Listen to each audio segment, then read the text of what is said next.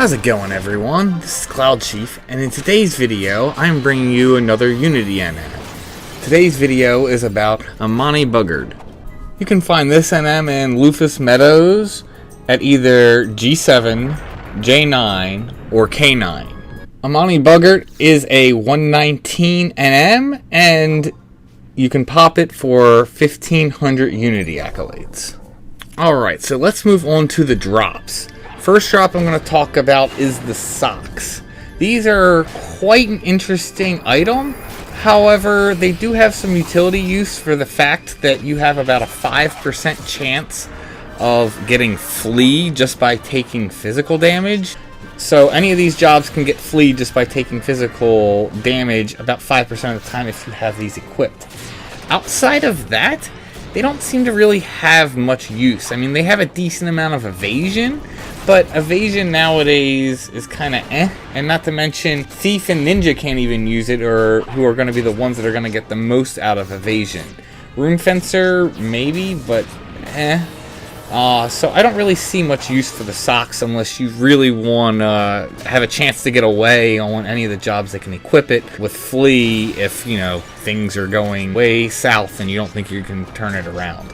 This might be a good way for you to just like slap it on and help get away just so you don't die. Outside of that, I can't really see much use for these. And now for the other drop, the rings. The ring that drops from Amani Buggard is just like Herculean Ring. If you're not sure how that works, the latent effect for the regen and refresh happens when you are at somewhat low HP. Basically, if you are less than 30% of your max HP, that will trigger the regen and refresh. But the main use that I see for these rings is really the amenity, especially if you have a high Unity leader, so that way you're getting the full 9 total, as opposed to if you had a low one where you're only getting 5. Heck, if you're going to be playing Paladin or War, well, if you're going to be playing Paladin, you better be tanking, but if you're going to be War tanking at all and needing to try and keep hate, you basically want 2 of these things, and you want to be gear swapping these in when you're popping your JAs that are going to get you the most amount of hate. It really does make a substantial difference, and like I said, if you're going to be tanking at all, I would highly recommend that you go and get 2 of these. Get the +1 and then the NQ. Best thing in my opinion is to keep killing the NM. As soon as you get, say, an NQ ring drop, well then go ahead and go back to town and send the ring to yourself. That way you have a chance to still get the NQ ring again, and then also a chance at the HQ. As opposed, if you're just holding the NQ, that means you can only get the HQ.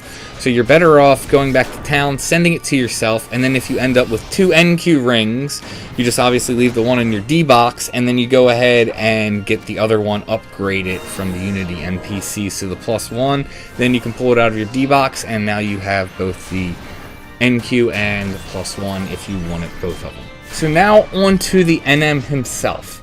He pretty much uses standard Buggard moves. Be aware that Tail Roll, which is a frontal conal AoE move, and Heavy Bellow, which is a frontal conal stun move, are, again, they're frontal AoEs. So you pretty much only want the tank standing in front.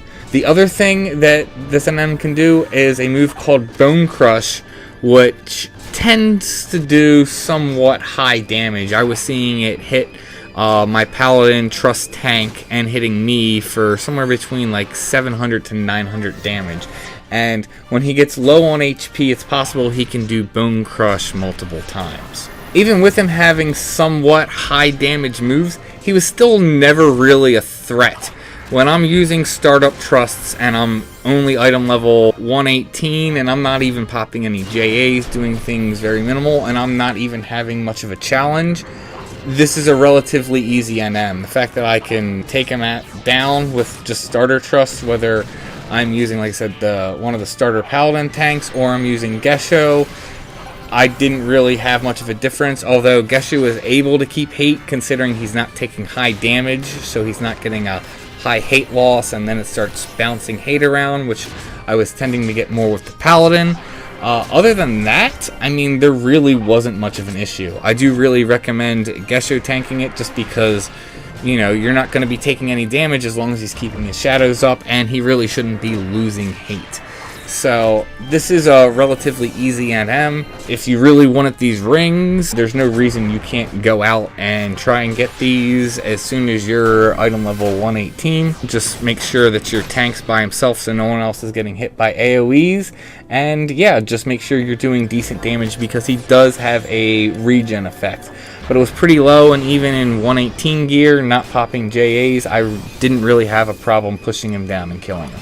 The rings are really good if you are going to be tanking on War and Paladin. It just really helps to have them in for your JA hate moves, just to make sure you're getting that much more hate and you're just keeping hate locked. I definitely use 2 rings on both my main and even Khalifa whenever I'm tanking.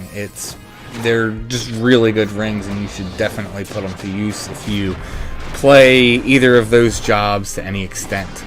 I hope you guys enjoyed this video. I hope you got some value out of it.